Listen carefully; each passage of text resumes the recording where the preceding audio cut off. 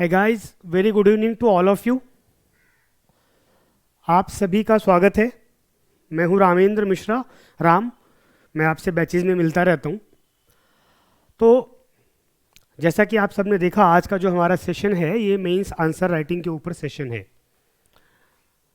Civil services की अगर हम बात करें तो अभी दो बड़े एग्जामिनेशंस आने वाले हैं मेंस के हिसाब से। अगर हम देखें, one UPSC civil services examination 2020, उसका मेंस होने वाला है जनवरी में ही, 8 जनवरी से। सेम एज यूपी पीसीएस 2020 का भी मेंस होने वाला है 22 जनवरी से। तो ये दो बड़े एग्जामिनेशन हैं जिनका अभी मेंस आने वाला है। आप सबको पता है कि जो सिविल सर्विसेज एग्जाम्स होते हैं जनरली उनमें 3 स्टेजेज होते हैं, चाहे कोई भी एग्जामिनेशन हो। अगर हम यूपीएससी की बात करें या जो स्टेट पीसीएस के एग्जामिनेशन है, either that is for UPSC और UP PCS, MP PSC, Bihar PCS और एनी अदर एग्जामिनेशन। तो इन सभी एग्जामिनेशंस में आप सब देखते हैं कि जनरली उसमें आपको 3 स्टेज देखने को मिलते हैं। ठीक है, कौन कौन से स्टेज देखने को मिलते हैं? तो number 1, okay, am I audible to all of you? एक बार कमेंट करके मुझे बता दीजिए, कोई इशू है क्या आवाज़ में? जितने भी बच्चे जुड़े हैं फटाफट एक बार मुझे कमेंट करके बता दीजिए, is there any issue? Am I audible to all of you? अगर मेरी आवाज़ आपको क्लियर आ रही है, just give me a comment, just give me a comment. Okay, ठीक है, ठीक है। ऐप पर भी कमेंट्स आ गया बच्चों का, जो लोग कहीं भी देख रहे हैं, चाहे वो वाईटी चैनल पे देख रहे हो या यूट्यूब पे देख रहे हो। ठीक है, सो रिप्लाई करते रहिएगा। ठीक है, हाँ, मेंस के ऊपर ये सेमिनार है हमारा, मेंस आंसर राइटिंग कैसे करनी है। मैं कुछ फंडामेंटल्स बताने वाला हूँ आपको कि मेंस में बेहतरीन मार्क्स कैसे स्कोर करें, मेंस की इंपॉर्टेंस क्यों है। ठीक है, तो जैसा कि मैंने बताया अभी कि सभी एग्जामिनेशंस में generally there are 3 levels, 3 stages हैं। Which one? First of all there is, you can say, prelims, okay, then you can see mains, और लास्ट में जिसको हम लोग कहते हैं पर्सनालिटी टेस्ट, और यू कैन से इंटरव्यू। ये 3 स्टेज होते हैं। अब इन 3 स्टेजेस में सर्वाधिक इंपॉर्टेंस किसकी है? तो सर्वाधिक जो इंपॉर्टेंस है, the most important stage is mains. Why? There are 2 main thing. Number 1, जो प्रीलिम्स है ये केवल क्या है? एक फिल्टर है, एक विंडो है जो कम सीरियस एस्पिरेंट्स को, या आप कह सकते हैं कि कम एलिजिबल एस्पिरेंट्स को क्या करता है? उस डोर से बाहर रखता है, यूपीएससी के डोर से बाहर रखता है। ये एक छटनी का तरीका है, जस्ट फिल्टर द कैंडिडेट्स। ठीक है, ऐसे ही उसके बाद अगर हम लास्ट में इंटरव्यू की बात करें तो आपने देखा है कि जितने सिलेक्शंस करने होते हैं उसका बहुत कम नंबर ही यहाँ पर आता है। अगर उनको 1000 सिलेक्शंस करने हैं, ठीक है, तो जनरली 3000 के आसपास ही लोग इंटरव्यू के अंदर बैठ रहे होते हैं। ठीक है, तो उसके बाद जो बीच का सेक्शन रह गया मेंस, ये सबसे बड़ा सेक्शन है और ये डिफरेंस पैदा करता है। क्यों? प्रीलिम्स के जो मार्क्स हैं वो काउंट होते हैं क्या मेंस या इंटरव्यू में? फाइनल मेरिट में नहीं काउंट होते। ठीक है, लेकिन मेंस के मार्क्स काउंट होते हैं। ठीक है, चाहे वो यूपीएससी हो, यूपी पीसीएस हो या कोई भी और एग्जामिनेशन हो, तो मेंस के मार्क्स काउंट होते हैं। और थर्ड इंपॉर्टेंट थिंग, जो इंटरव्यू है, इंटरव्यू के जितने भी मार्क्स होते हैं, चाहे वो यूपीएससी हो या कोई अदर एग्जामिनेशंस, उसमें इसका वेटेज उतना नहीं होता। आपने देखा यूपीएससी के अंदर भी 250 मार्क्स का इंटरव्यू है, यूपी पीसीएस में तो इंटरव्यू का वेटेज ही नहीं है, 100 मार्क्स का वेटेज बचा है, और बहुत सारे एग्जामिनेशंस में तो इंटरव्यू को लगभग फिनिशअप कर दिया गया है। ठीक है, तो इसलिए मेंस वो सेक्शन रह जाता है जहां पर आपको मैक्सिमम मार्क्स गेन करने हैं, क्योंकि यही अल्टीमेटली आपके सिलेक्शन को सबसे ज़्यादा इफेक्ट करेगा। अगर आपने यहाँ पर अच्छे मार्क्स गेन कर लिए हैं तो आपको इंटरव्यू में बहुत ज़्यादा प्रेशर नहीं रहेगा। अगर आपका मेंस बहुत अच्छे से गया है, आप इंटरव्यू के अंदर कम प्रेशर में आप इंटरव्यू देने जाओगे और उसका रिजल्ट क्या होगा? और ज़्यादा पॉजिटिव, आपका इंटरव्यू और अच्छा होगा। लेकिन अगर आपका मेंस में मार्क्स थोड़ा सा कम लग रहा है, आपको मेंस का पेपर कोई गड़बड़ हो गया है, तो क्या होगा, इंटरव्यू के अंदर एक नेचुरल प्रेशर जनरेट हो जाएगा आपके पास कि मुझे यहाँ पे बहुत अच्छा परफॉर्म करना है क्योंकि मुझे अपने मार्क्स तो बैलेंस करनी है, ठीक है। और ये एक ओवर बर्डन, ओवर प्रेशर हो जाता है। ओके, ठीक है।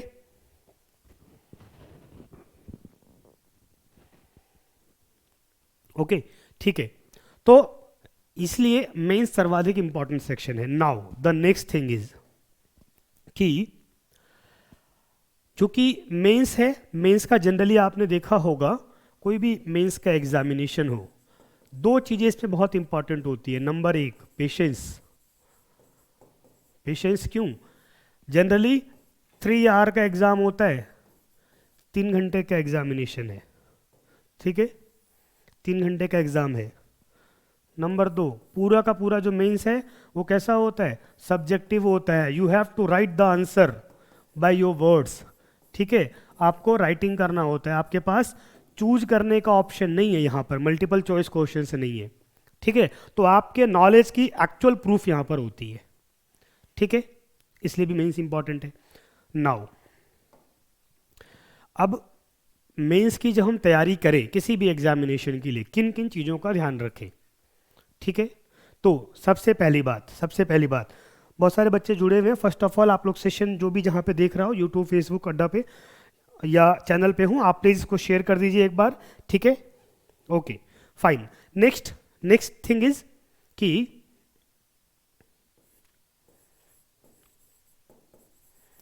अगर हम मेंस के सिलेबस को देखिए, वैसे नो डाउट कि सभी एग्जामिनेशंस का सिलेबस बहुत वास्ट होता है, लेकिन जो मेंस का सिलेबस है ये भी वास्ट होता है। क्यों? कोई भी एक पेपर होगा, जैसे अगर हम यूपीएससी की बात करें, ठीक है, अगर जीएस पेपर 1 है, उसके अंदर आप क्या देखेंगे, कई कई सब्जेक्ट्स होते हैं। यूपीएससी के अंदर कौन कौन से हैं, तो आपको इसके अंदर वर्ल्ड हिस्ट्री भी मिलेगा, ठीक है, इंडियन हिस्ट्री भी मिलेगा, कल्चर भी है, सोसाइटी भी है, इंडियन सोसाइटी भी है, ठीक है, इसके अलावा ज्योग्राफी भी है। So there are multiples.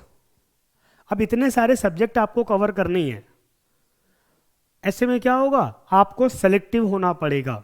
Selective किस लेवल पर, तो सेलेक्टिव 2 लेवल पर होना पड़ेगा। क्या होना पड़ेगा, आपको सेलेक्टिव होना पड़ेगा, नंबर 1 सबसे इंपॉर्टेंट थिंग। तो सेलेक्टिव 2 लेवल पर होना पड़ेगा। Number 1, study material. Doesn't matter कि आपने किस स्टडी मटेरियल को प्रेफर किया है, आप कोई एडवांस बुक पढ़ रहे हैं, आप कोई अपने अपने नोट्स बनाए हुए हैं, आपके पास क्लास नोट्स हैं, आपके पास किसी कोचिंग के नोट्स हैं, किसी के सीनियर के नोट्स हैं, नो इशू। लेकिन आपके पास बहुत ज़्यादा नोट्स नहीं होने चाहिए। एक सब्जेक्ट के लिए अगर आपने 4 सोर्सेज लिए हुए हैं, तो ऑब्वियस सी बात है कि आपने पहले ही डिसाइड कर लिया है कि भाई मुझे कब मार्क्स गेन करने हैं। ऐसे नहीं चलेगा। अगर आपको एक सब्जेक्ट पर आपके पास एक ही सोर्स है, एक ही बुक है, एक ही नोट्स है, तो आप बहुत बेहतर सिचुएशन में होंगे, ठीक है। और नंबर 2, टॉपिक्स को लेकर के भी आपको सेलेक्टिव होना होगा। किसको लेकर के, टॉपिक्स को लेकर के भी आपको सेलेक्टिव होना होगा। क्यों? वास्ट सिलेबस है, आपके पास हर चीज को अच्छा लिखने की कैपेसिटी शायद ना हो सकता है कि आप हर टॉपिक पर इक्वल पकड़ ना रखते हो सकता है कि हर डायमेंशन को आप कवर ना कर पा रहे हो। लेकिन अगर आप कुछ टॉपिक्स पर अच्छी पकड़ रखते हैं, कुछ डायमेंशंस को अच्छे से कवर कर लेते हैं, तो आपका मार्क्स बहुत अच्छा बन सकता है मेंस के अंदर, ठीक है। कैसे, हम थोड़ा सा इसको एग्जाम्पल से देखते हैं।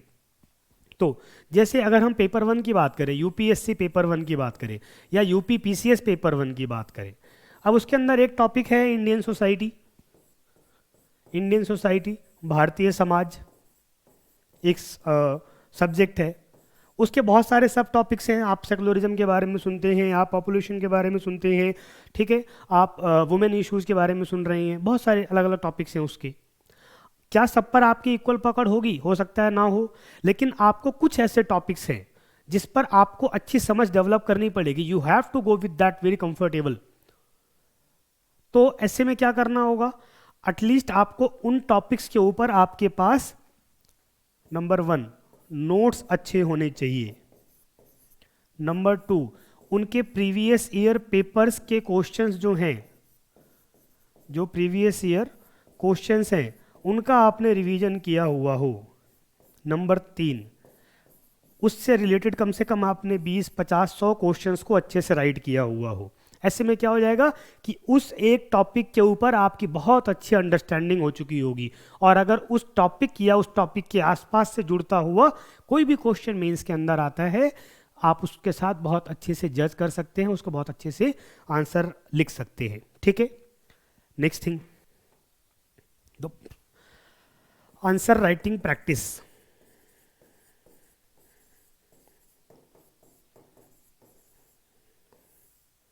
अब आंसर राइटिंग प्रैक्टिस में आपको 2 चीज़ों का बहुत ध्यान रखना है। नंबर 1, एक तो आपको रेगुलर आंसर राइटिंग करनी है, ठीक है, रेगुलर आंसर राइटिंग। लेकिन इसका मतलब क्या है कि क्या आपको डे 1 से आंसर राइटिंग स्टार्ट कर देना? नहीं, बिल्कुल नहीं। जनरली क्या होता है, स्पेशली हमारे पास होता है बच्चों के, जो नए बच्चे जुड़ते हैं कि सर हम आंसर कब से लिखना शुरू करें? अरे भाई, पहले सब्जेक्ट को थोड़ा सा आप पढ़ लीजिए, उस पर एक अंडरस्टैंडिंग ले लीजिए, आफ्टर दैट आप आंसर राइटिंग की तरफ बढ़िए। लेकिन एक बार जब आपने लिखना शुरू कर दिया, then you have to be regular. आपको नियमित रूप से उत्तर लिखना ही होगा, ठीक है, आपको नियमित रूप से उत्तर लिखना ही होगा। तो नंबर 1, रेगुलर, ठीक है।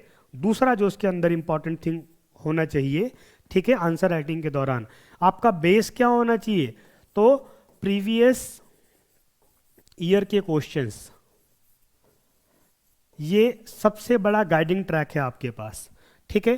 प्रीवियस ईयर के क्वेश्चंस उठाइए, टॉपिक उठाइए। फिजिकल ज्योग्राफी में अगर आप बात कर रहे हैं एटमॉस्फेयर की या क्लाइमेटोलॉजी की, तो इस टॉपिक में से अब तक पिछले 5 सालों के अंदर कहाँ कहाँ से क्वेश्चंस आए हुए हैं और किस किस टाइप और किस किस डेप्थ के क्वेश्चंस आए हुए हैं। अगर आपको ये पता है तो आप उस टॉपिक को भी अच्छे से समझ सकते हैं और इन प्रीवियस ईयर क्वेश्चंस को लिखते लिखते उस टॉपिक को बहुत अच्छे से अपने साथ कंफर्ट जोन में ला सकते हैं, ठीक है। ये कब हो पाएगा? जब आप प्रीवियस ईयर क्वेश्चन से गो थ्रू होंगे, और इस गो थ्रू होने के प्रोसेस को टॉपिक वाइज रखिए, टॉपिक वाइज, ठीक है। आप ज्योग्राफी पढ़ रहे हैं, आपने पेपर 1 उठाया पिछले साल का, ठीक है। अभी आपने देखा उसके अंदर इतने क्वेश्चंस फिजिकल ज्योग्राफी से हैं, इतने क्वेश्चंस इकोनॉमिक ज्योग्राफी से हैं, इतने क्वेश्चंस इंडियन ज्योग्राफी के हैं। कैसा नेचर है? क्या उनका नेचर फैक्चुअल है या कॉन्सेप्चुअल है? अगर आप इसको एनालाइज कर पा रहे हैं तो आप पेपर को भी समझेंगे और सब्जेक्ट को भी समझेंगे, और फिर किस टॉपिक की इंपॉर्टेंस कितनी ज़्यादा रहती है ये भी आपको ध्यान में आएगा। साथ ही किस टॉपिक से अब तक क्वेश्चंस आ चुके हैं वो आपको पता लग जाएगा, और कौन कौन से ऐसे पॉइंट्स हैं, कौन कौन से ऐसे टॉपिक हैं जो अब तक अनटच्ड रह गया है, जहाँ से अब तक प्रश्न नहीं आया है। इसका मतलब वहाँ से क्वेश्चंस आने की पॉसिबिलिटी ज़्यादा है, वहाँ से प्रश्न ज़्यादा आ सकते हैं और आप उनका अच्छे से अभ्यास कर सकते हैं, ठीक है। क्लियर? ठीक है। नेक्स्ट, इसके बाद इन 2 चीज़ों को ध्यान में रखते हुए, ठीक है, जनरली क्या होता है, हम जिस सब्जेक्ट के को बहुत ज़्यादा पढ़ रहे होते हैं उसी की आंसर राइटिंग करते रहते हैं, ठीक है। लेकिन जब आप प्रीलिम्स क्रॉस कर चुके हैं और आप मेंस की तरफ बढ़ रहे हैं और आपके पास दिन बहुत लिमिटेड रह गए हैं, तो ऐसे में हमेशा क्या करना? Comprehensive preparation. कॉम्प्रीहेंसिव प्रिपरेशन यानी कि आपको आंसर राइटिंग तो करना है, लेकिन आपको आंसर राइटिंग सभी चीजों का करना है। सभी चीजों का मतलब क्या हुआ? तो आप देखते हैं जीएस भी है, एसए भी है,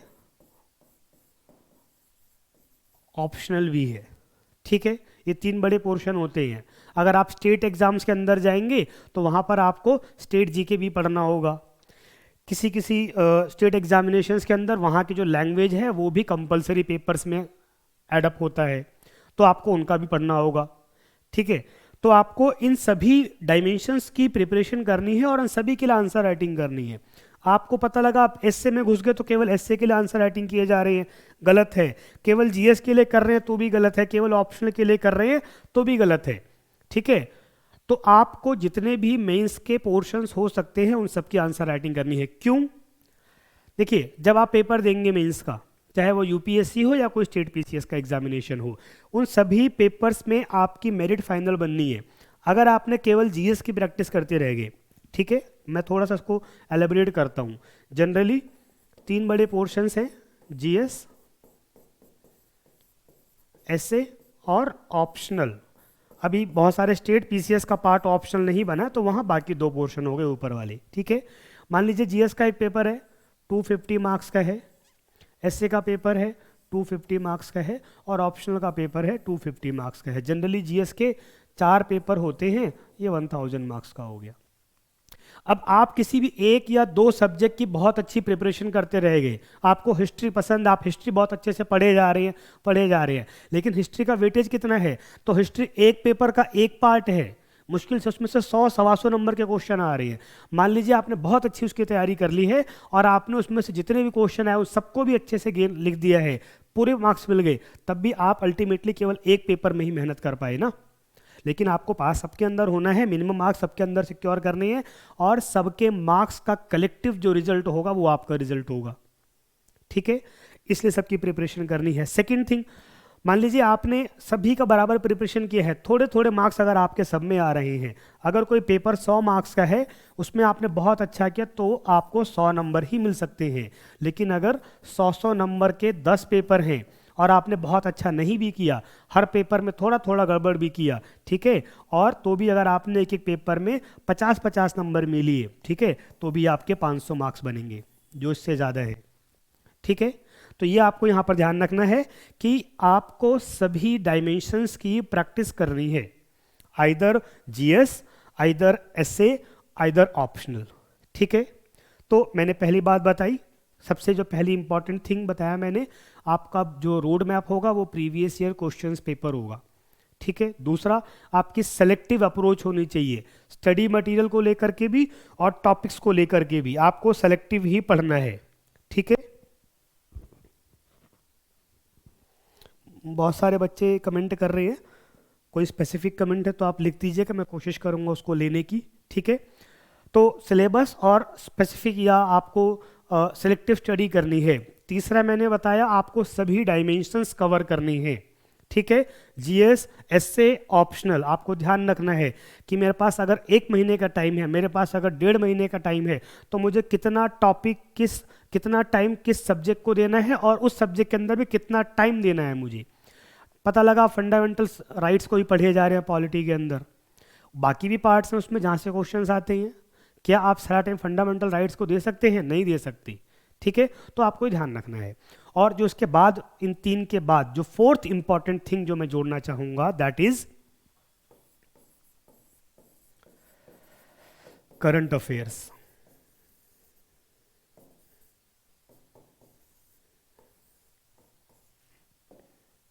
चौथा जो महत्वपूर्ण बात है, चौथी जो इंपॉर्टेंट चीज़ है वो क्या है?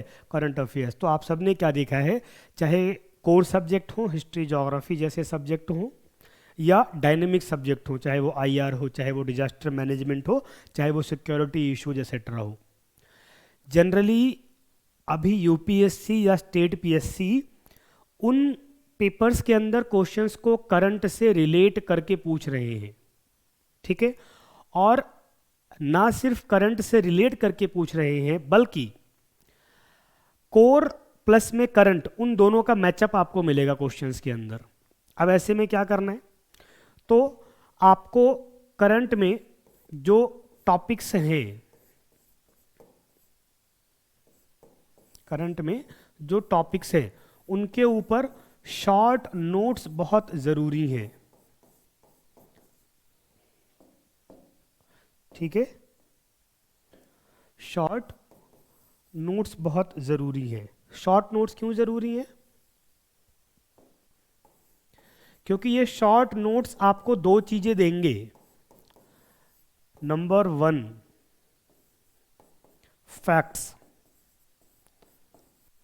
अगर आपको किसी भी एक मुद्दे के ऊपर आंसर राइटिंग करनी है, आप आईआर के अंदर नैम के बारे में लिख रहे हैं, गुट निरपेक्ष आंदोलन, नॉन अलाइनमेंट मूवमेंट के बारे में लिख रही हैं, आपके पास फैक्ट नहीं है, कोई उसका रिसेंट अगर समिट हुआ है, कोई रिसेंट सम्मेलन हुआ है, आपके पास फैक्ट नहीं है, आपको प्रॉब्लम होगी, आपका आंसर अपडेट नहीं होगा, ठीक है। और दूसरा concept. Concept generally current affairs के अंदर हर चीज़ में कॉन्सेप्ट होता है, ऐसा ज़रूरी नहीं है, ठीक है, लेकिन कुछ चीज़ों की अपनी इंपॉर्टेंस हो सकती है। अगर आपको बायोटेक्नोलॉजी के ऊपर आंसर लिखना है, आपको नैनो टेक्नोलॉजी के ऊपर आंसर लिखना है और आपका उसका कॉन्सेप्ट ही नहीं पता है, तो ऑब्वियस सी बात है आप अच्छी आंसर राइटिंग नहीं कर पाएंगे। हो सकता है कि आप बता सके कि बायोटेक्नोलॉजी में रिसेंटली ये डेवलपमेंट हुआ है, हो सकता है कि आप बता सके कि डिफेंस सेक्टर के अंदर इंडिया में रिसेंटली ये डेवलपमेंट हुआ है, लेकिन अगर आपको उसका ओवरऑल कॉन्सेप्ट ही नहीं पता है, आप उसको एनालाइज नहीं कर पाएंगे अच्छे से, उस क्वेश्चंस के साथ जस्टिस नहीं कर पाएंगे और यहीं पर आपके मार्क्स कम हो जाएंगे, ठीक है। तो जो भी करंट अफेयर्स है, करंट अफेयर्स जितना शॉर्ट में रहेगा आपके पास, उसका जितना रिवीजन रहेगा वो उतना बेनिफिशियल रहेगा, और उसके अंदर दोनों फैक्टर्स, चाहे वो फैक्ट्स हों या कॉन्सेप्ट हो, ठीक है। ये चौथी बात होगी। और इसके बाद अगली जो इंपॉर्टेंट थिंग है वो है प्रेजेंटेशन। वो क्या है? प्रेजेंटेशन। हो सकता है आपने बहुत अच्छी पढ़ाई की हो, आपका जीएस पर, करंट अफेयर्स पर, सब पे बहुत अच्छी नॉलेज हो, आपको बहुत अच्छे से सब कुछ याद हो, कॉन्सेप्चुअल भी और फैक्चुअल भी, लेकिन अगर आप उन चीज़ों को वहाँ पर डिलीवर नहीं कर पाए, जब आप आंसर राइटिंग कर रहे हैं वहाँ पर लिख ही नहीं पाए, क्या वो यूजफुल रहेगा? आफ्टर ऑल जो एग्जामिनर है, जो इन्विजिलेटर है, जो आपका पेपर चेक कर रहा है, वो किस बेस पर आपका अंदाजा लगाएगा? He don't know who you are, he don't know कि आपने किस सब्जेक्ट में ग्रेजुएशन की है, आप कॉलेज के टॉपर रहे हैं कि नहीं रहे हैं, आप गोल्ड मेडलिस्ट हैं या आप एकदम, उसे नहीं पता ये सब बातें। उसे कैसे पता लगेगा आपके बारे में? उसके हाथ में जो आंसर शीट आएगी आपकी, जिस पर आपने आंसर राइटिंग की है, उसके बेस पर वो अंदाज़ा लगाएगा, और उसमें आपने क्या लिखा है, कैसे लिखा है और कितना लिखा है, इन 3 चीज़ों के बेस पर वो आपको मार्क्स दे देगा। He don't know anything about you, he just know the thing which you are present in that answer sheet. जो आपने उस उत्तर पुस्तिका के अंदर लिखा है, वो उसी के आधार पर आपका विश्लेषण करेगा, और उसका काम आपका विश्लेषण करना भी नहीं है, बल्कि केवल उस उत्तर पुस्तिका का, आंसर शीट का विश्लेषण करना है, उसके बेस पर वो मार्क्स दे देता है। तो आपकी प्रेजेंटेशन बहुत इंपॉर्टेंट है, ठीक है। अब प्रेजेंटेशन के कई पार्ट्स हो सकते हैं, कई भाग हो सकते हैं, ओके। नंबर 1, समवन से सत्यम तिवारी, एग्जाम बहुत हार्ड होता है। हाँ बेटा, बिल्कुल हार्ड होता है, उसमें कौन सी बड़ी बात है। हार्ड ना हो तो फिर वो एग्ज़ाम नहीं होगा, ठीक है। कॉम्पिटिटिव एग्ज़ाम है, यह हार्ड होगा ही, ठीक है। और हार्ड इसीलिए उसको बनाया गया है क्योंकि उसका उद्देश्य ही उसका कंपटीशन कराना है, अल्टीमेटली उनको सेलेक्ट करना है। उनके पास अगर 1000 वैकेंसीज हैं तो उन्हें 1000 लोग सेलेक्ट करना है। जितने ज़्यादा लोग फॉर्म भरेंगे एग्ज़ाम उतना हार्ड बनता चला जाएगा, क्योंकि अल्टीमेटली उनको बाकी लोगों को बाहर करके 1000 लोगों को सेलेक्ट करना है, तो वो मजबूरी है। ये आप नहीं कह सकते कि एग्ज़ाम हार्ड है या एग्ज़ाम इजी है, ठीक है। और जो होता है वो सबके लिए, अगर हार्ड है तो सबके लिए हार्ड होगा, इजी है तो सबके लिए इजी होगा। वेल, हम बात कर रहे हैं प्रेजेंटेशन की, ठीक है। इसमें कई चीज़ें आएंगी, ठीक है। नंबर 1, आपकी हैंड राइटिंग। आपकी हैंड राइटिंग कैसी हो? बहुत सारे लोग कहते हैं कि मेरी हैंड राइटिंग बहुत अच्छी है, बहुत बुरी है, एसेट्रा एसेट्रा। और बहुत अच्छी है तो क्या मुझे उसका बेनिफिट मिलेगा, या बहुत बुरी है तो क्या मुझे उसका नुकसान होगा? दोनों ही गलत है, ठीक है।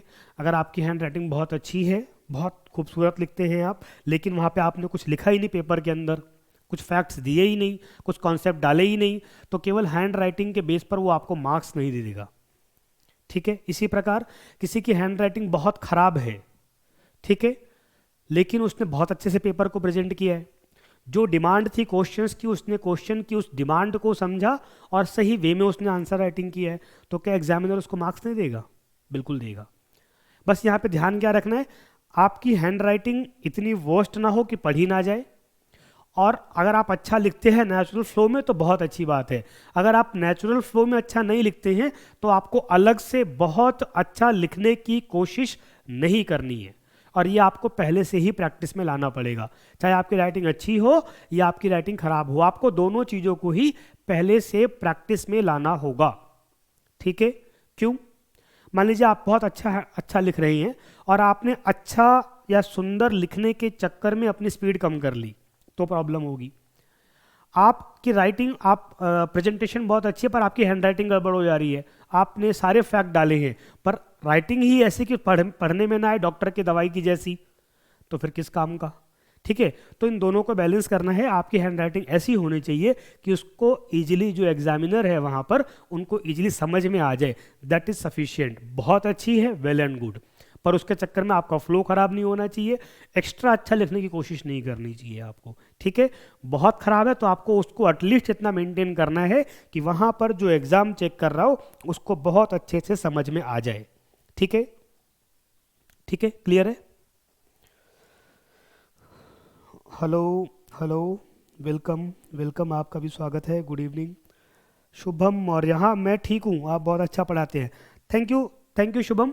ठीक है, लेकिन मैं अच्छा पढ़ाता हूँ, दैट्स गुड। आप नए स्टूडेंट हैं, यूपीएससी के स्टूडेंट हैं, वेरी गुड।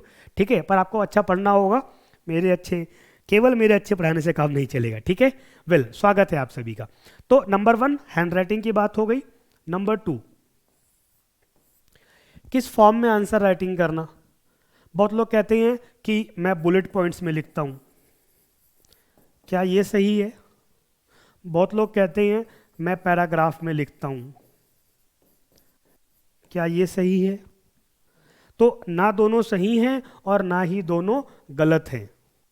ठीक है, दोनों अपनी अपनी जगह सही है, डिपेंड करता है कि आप किस में कंफर्टेबल हैं, एक बात। दूसरा, क्वेश्चन की डिमांड क्या है, प्रश्न पूछना क्या चाह रहा है।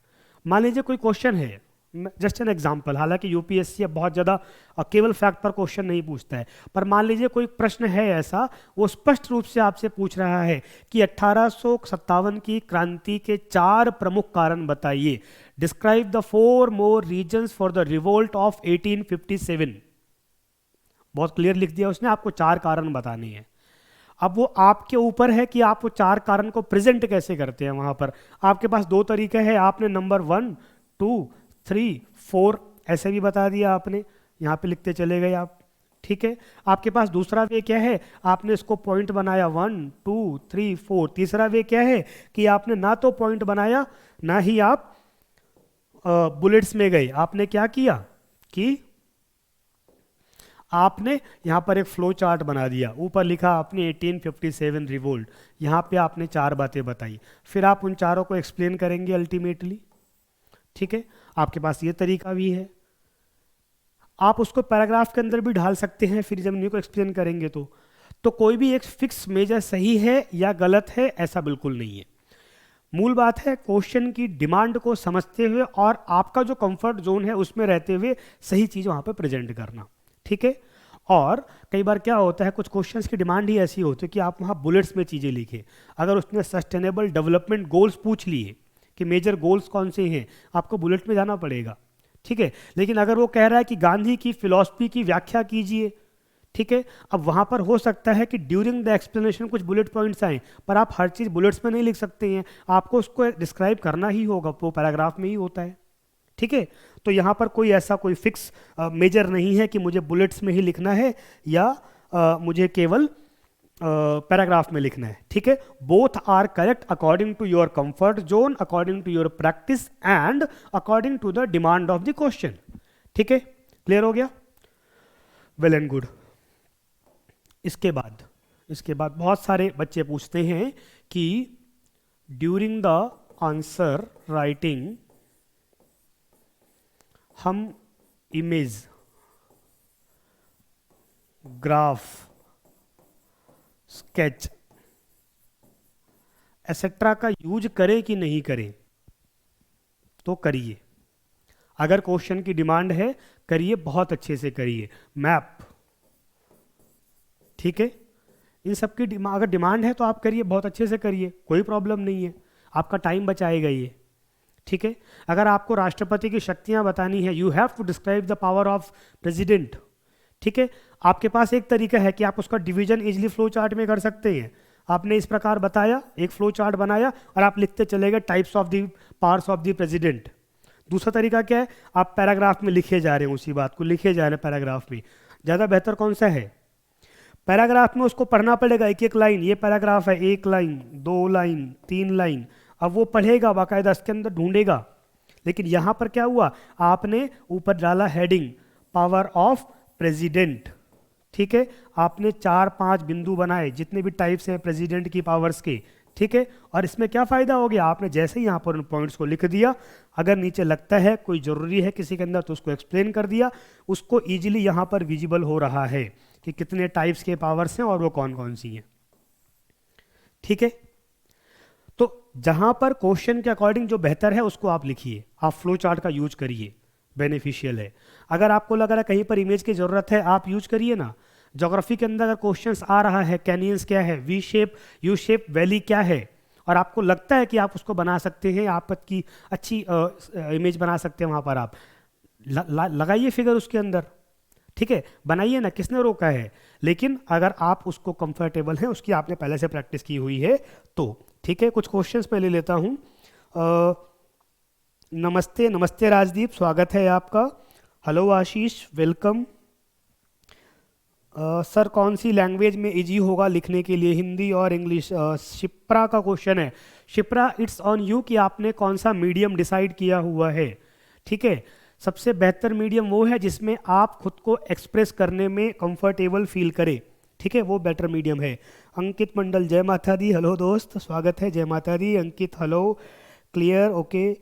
सर आंसर्स की आपने पता नहीं किस फॉन्ट में लिखा है, आंसर्स की लेंथ भी दी होती है क्या? हाँ, जनरली वर्ड लिमिट होता है, मैं उस पर आने वाला था अभी, नेक्स्ट क्वेश्चन नेक्स्ट पॉइंट के अंदर वर्ड लिमिट होता है, मैं उस पर आऊँगा अभी। फिलहाल इसको कर लेते हैं। तो image, graph, sketch, map, flow chart etcetera का उपयोग करिए, जहाँ पर ज़रूरत है वहाँ पर उसको यूज करिए, ठीक है। मान लीजिए कोई क्वेश्चन है जिसमें उसने पूछा हुआ है कि इंडिया में कोल के मेजर रिसोर्सेज कहाँ कहाँ पर हैं।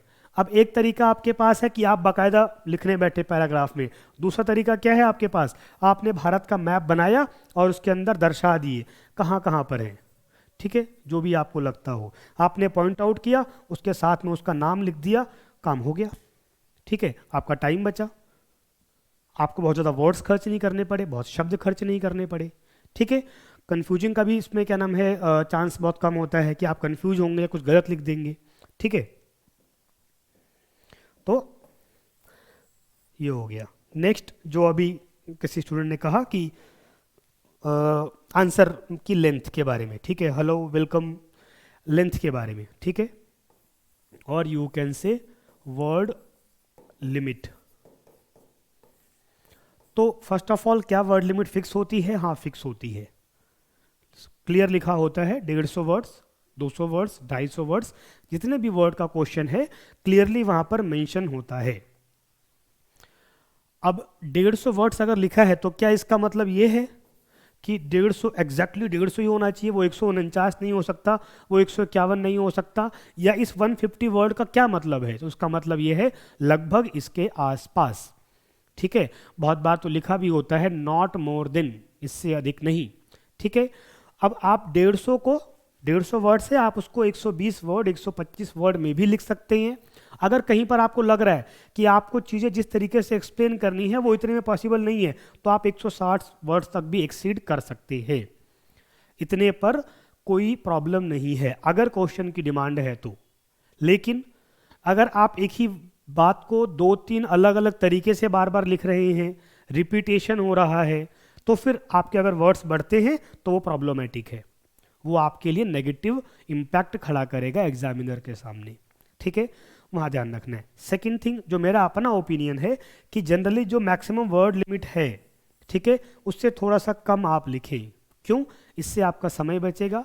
अगर आपको लग रहा है कि कोई वर्ड 150 कोई क्वेश्चन 150 वर्ड लिमिट का है और आप 120, 125, 130 में उस आंसर को दी बेस्ट लिख पा रहे हैं, तो फिर क्यों आपको 150 पर जाना है, ठीक है। आप उसको 130 में छोड़ दीजिए, आप उसको 125 में छोड़ दीजिए। जो आपको 20 शब्द हर क्वेश्चन में लिखने में लगने वाला टाइम है आपका, वो टाइम बच रहा है, आप उस प्रेशर से बच रहे हैं, ठीक है। लेकिन अगर क्वेश्चन की डिमांड है तो आप लिखिए, ठीक है, ये ध्यान रखना है वर्ड लिमिट को लेकर के, ठीक है। मैं कुछ क्वेश्चन ले रहा हूँ, फिर एक पॉइंट मुझे और बताना है, फिर हम इस सेशन को एंड अप करेंगे। बहुत सारे बच्चे लिख रहे हैं। Mohammad Tanveer, hello sir. Hello Mohammad Tanveer. Amit Yadav, okay, बहुत क्लियरली समझ आ रहा है, very good Amit. Shipra, sir मैं तो ओडिया मीडियम से हूँ, तो आप ओडिया मीडियम से लिखिए शिप्रा। हमारे कॉन्स्टिट्यूशन में देयर आर 22 शेड्यूल्ड लैंग्वेजेस, 22 अनुसूचित भाषाएं हैं। आप उसमें से किसी भी लैंग्वेज में इस एग्ज़ाम को लिख सकते हैं, okay. So you can go with Odia medium, no issue. Sir map को बनाकर आंसर दे सकते हैं। तनवीर, मैं आपके क्वेश्चन का आंसर कर चुका हूं पहले ही, आप बिल्कुल मैप में दे सकते हैं आंसर, ठीक है। Tanveer, I am PWD candidate, I think physical something कुछ कहना चाह रहे हैं आप, कोई इशू नहीं है उससे। आपको अगर आप फिजिकली डिसेबल हैं या फिजिकली अनेबल हैं तो आपको उसके लिए एक असिस्टेंट मिलता है, आपको पता होगा। नेक्स्ट, शुभम का क्वेश्चन है पीसीएस का अभी मेंस में क्या सब्जेक्ट लेंगे सर हम? ऑप्शनल पर मैं अलग विषय अलग एक लेक्चर लूँगा कि ऑप्शनल सब्जेक्ट कैसे डिसाइड करें, ठीक है, ठीक है, ओके ओके गुड, ठीक है। तो वर्ड लिमिट की मैंने बात कर ली है कि कोई एक फिक्स ऐसा नहीं है क्राइटेरिया कि आपको उतने वर्ड्स में लिखना है। हाँ, कम क्वेश्चन की डिमांड के अकॉर्डिंग आप वर्ड्स कम या ज़्यादा कर सकते हैं। कम लिखने का बेनिफिट ये रहता है आपके पास टाइम बचता है, गलतियां होने की संभावनाएं कम होती हैं, रिपीटिशन का संभावना कम होता है। अगर आप ज़्यादा वर्ड्स लिमिट लेंगे हो सकता है आप चीज़ों को रिपीट कर दें, ठीक है, एक बात। इसके बाद एक और जो इम्पॉर्टेंट थिंग मैं कहना चाहूँगा, थोड़ा सा प्रेजेंटेशन के अंदर आपको 2-3 चीज़ें ध्यान रखनी है। नंबर 1, जो छोटी छोटी चीज़ें हैं जो आपके मार्क्स को और अच्छा करती हैं। नंबर 1, एक तो आपको वहाँ पर क्वेश्चन का नंबर क्लियरली मेंशन करना चाहिए कि ये कौन से प्रश्न का उत्तर मैं लिख रहा हूँ, ठीक है। आंसर नंबर 1 है कि 2 है कि 3 है कि 4 है। बहुत सारे स्टेट पीसीएस ऐसे हैं जहाँ पर एक क्वेश्चन के कई सब पार्ट्स होते हैं, तो आपको सब पार्ट लिखना चाहिए कि ये आंसर 1 का पार्ट 2 है, जो भी XYZ हो वो आपको बहुत क्लियरली मेंशन करना चाहिए, ठीक है। अगर कभी ऐसा हुआ कि एग्जामिनर को ढूंढना पड़ रहा है कि ये किस क्वेश्चन का आंसर है, वो नेगेटिव इम्पैक्ट है। हो सकता है एग्जामिनर को वो परेशान कर दे और उसका रिजल्ट, उसका इम्पैक्ट क्या होगा आपके मार्क्स पर हो सकता है, ठीक है। इसी में एक चीज़ और भी आती है, बहुत सारे बच्चे कहते हैं कि सर क्या हम सीरियल वाइज लिखते चले जाएं, या अगर मुझे पहले के बाद दूसरा तीसरा चौथा नहीं आता मैं सीधा अगले पे जंप कर जाऊं। इसमें कोई प्रॉब्लम नहीं है। अगर आपको आता है आप सीरियल वाइज लिखिए, कोई इशू नहीं है। अगर आपको नहीं आता है तो आप उसके बाद का भी लिख सकते हैं, एग्जामिनर को कोई प्रॉब्लम इससे नहीं होगी, नहीं होनी चाहिए, ठीक है। सेकंड जो बात है, हाईलाइटिंग या हेडिंग एक बात आती है, ठीक है। तो अपने क्वेश्चंस के अंदर इसका बहुत अच्छे से यूज करना चाहिए। अगर आप कोई आंसर लिख रहे हैं उसमें आपको 2 या 3 टर्मिनोलॉजी को, 2-3 शब्दों को एक्सप्लेन करना है, आपने पहला वर्ड लिखा उसको हाईलाइट करना चाहिए आपको। इवन आप अगर आपने 10-8 लाइनों का कोई पैराग्राफ भी लिखा है, हालांकि 8-10 लाइनें बहुत ज़्यादा होती हैं, 5 से 6 लाइनें मैक्सिमम लिखना चाहिए एक पैराग्राफ में। अगर आपने कोई पैराग्राफ लिखा है और आपको लग रहा है कि इसके अंदर भी कोई 2-4 वर्ड या कोई एक लाइन ऐसी है which is very important for the answer, जो उस आंसर का एकदम कंक्लूजन है, उसका सार है, उसके लिए बहुत इंपॉर्टेंट है, उसको भी आप अंडरलाइन कर सकते हैं, ठीक है। तो हेडिंग, हाईलाइटिंग या अंडरलाइन, इसका अच्छे से उपयोग करना चाहिए, इसका यूज करना चाहिए। ये आपके आंसर को, आपके उत्तर को खूबसूरत बनाता है, एक ग्लोरी प्रोवाइड करता है, ठीक है, क्लियर है। बस यहाँ ध्यान रखना है कि इसका ओवर यूज नहीं करना। आप हर चीज़ पे हाईलाइट कर, हर चीज़ को अंडरलाइन कर दे रहे हैं, आप हर चीज़ को हेडिंग बना दे रहे हैं, ये नहीं करना है। दूसरा, इसके लिए ध्यान रखना है आपको मल्टीपल कलर्स के पेन्स यूज नहीं करने हैं। आपको एग्जामिनेशन हॉल में केवल ब्लैक और ब्लू पेन ही यूज करना है। आप वहाँ रेड पेन, इवन मैं तो कह रहा हूँ कि बाकी और भी कोई भी कलर हो अवॉइड करना चाहिए। Just go with blue and black ball point pen, okay, ठीक है। तो इन दोनों चीज़ों का आपको बहुत ध्यान रखना है। थर्ड वन इज, कई बार बहुत सारी कोटेशंस मिलती हैं, कोई पोयम की लाइन मिलती है, कोई आप वहाँ पे श्लोक, कोई कोट, कोई दोहा, कोई पोयम लिखना चाहते हैं, ठीक है। तो ऐसे में कंजूसी बिल्कुल नहीं करना है। अगर आपको लग रहा है कि वो इम्पॉर्टेंट है, उसका वहाँ पर बेनिफिट मुझे मिलेगा और वो क्वेश्चन की डिमांड के अंतर्गत है, उसको आप लिखिए और उसको प्रॉपर तरीके से लिखिए। तो जनरली क्या होता है, अगर हम कोट्स को लिख रहे हैं, हम पोएम्स को लिख रहे हैं, तो उसको एक तो इन्वर्टेड कॉमा में लिखना, ठीक है। दूसरा, मान लीजिए आप एक पैराग्राफ राइटिंग कर रहे हैं, आपने एक लाइन लिखा, दूसरा लाइन लिखा, इसके बाद आप कोई पोयम लिखने वाले हैं, एक लाइन की, दो लाइन की, ठीक है, तो उसको आप सेंटर में भी इस तरीके से लिख सकते हैं, ठीक है। वहाँ पर बहुत ज़्यादा इसकी फिक्र नहीं करने की मेरा स्पेस जा रहा है। अगर आपके पास स्पेस है, आपके पास टाइम है और वो क्वेश्चन की डिमांड है, देन राइट डाउन दैट, ठीक है, उसको वहाँ पर लिखिए, आपको उसका बेनिफिट मिलेगा, ठीक है। क्लियर हो गया? तो ये कुछ चीज़ें थी जो मैंने आपको बताई हैं जिनका आपको यूज़ करना चाहिए, ठीक है। सेम एज हम एक सेशन ऐसा भी कर सकते हैं, प्लान करेंगे, जिसमें मैं कुछ आइडियल क्वेश्चंस लेकर के, कुछ मॉडल क्वेश्चंस लेकर के उनके आंसर राइटिंग और सिनॉप्सिस आपको बताऊं। अभी मैंने कुछ जो डूज डोंट्स हैं उसके बारे में यहाँ पर मैंने बात की है। आई होप कि ये आपकी आंसर राइटिंग में बहुत हेल्पफुल होगा। सबसे इम्पॉर्टेंट थिंग ध्यान रखिएगा कि प्रैक्टिस है, आप जितना ज़्यादा इन सब चीज़ों की प्रैक्टिस करेंगे उतना बेनिफिट रहेगा, क्योंकि जो चीज़ें मैंने आपको बताई हैं अगर केवल आपके माइंड में है, आप सीधा आंसर राइटिंग के लिए जब रेडी हैं एग्जामिनेशन हॉल में वहीं पर केवल यूज करेंगे तो ये आपके नेचुरल यूज में नहीं आएंगी। तो आपको उसको हैबिट में डालना होता है, और हैबिट में तब डलेंगी जब आप लगातार इसको अपने आंसर राइटिंग का पार्ट बनाएंगे। आप जब भी आंसर राइटिंग कर रहे हैं आप इन चीज़ों को ध्यान में रख करके आंसर राइटिंग कर रहे हैं तो उसका बेनिफिट मिलेगा, ठीक है। सो आई थिंक सबको मेरा जो चीज़ें मैंने बताई हैं वो क्लियर हुआ होगा, ठीक है। अभी मैं यहाँ सेशन को एंड अप कर रहा हूँ। किसी को अगर कोई और फटाफट कोई डाउट या इशू है तुरंत से कमेंट कर दें, जल्दी से क्लियर शॉर्ट में, फिर इसको सेशन को हम लोग एंड करेंगे, ठीक है।